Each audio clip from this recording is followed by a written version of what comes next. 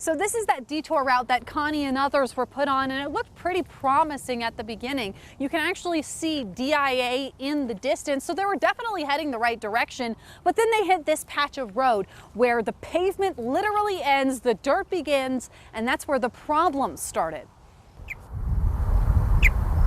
Out here on 64th Avenue in Aurora, there's more birds and bullet holes than people on a road that is certainly less traveled. Until Sunday. Take exit 286 onto Tower Road. A car crash on Pena Boulevard caused some GPS apps like Google Maps to detour drivers onto 64th. Connie Monsees was one of them. Because it was supposed to be half the time. And her husband was already waiting at the airport. But then the route got weird. And it spit us out onto a dirt road. But Connie and about 100 other cars kept going. My thought was, well, all these other cars are in front of me, so it must be okay.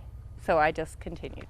However, with the wet weather over the weekend, that road got muddy and slick. And that's when I thought, oh, this was a bad decision. Between the mud and two deep ditches, cars started getting stuck. Why did Google send us out there to begin with?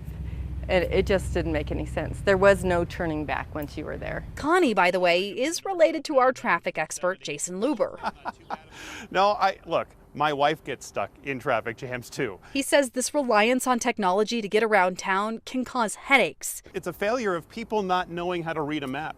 People relying and blindly following their technology. But at the end of the day, you're driving. Google Maps isn't driving. Google Maps isn't perfect. You need to know where you're going. Out along 64th today, we did spot a road closed sign lying on its side. But this road doesn't belong to either Denver or Aurora. It's a private road, and we're still trying to figure out whether it's open to the public. As for Connie, I tore up the inside passenger well for my tire. Her car made it out better than most. Oh, you can tell I bottomed out on the back end, collected a lot of dirt and grass. But from now on, she's going to leave this road back to the birds and bullet holes. Yes, I should have stayed on Pena.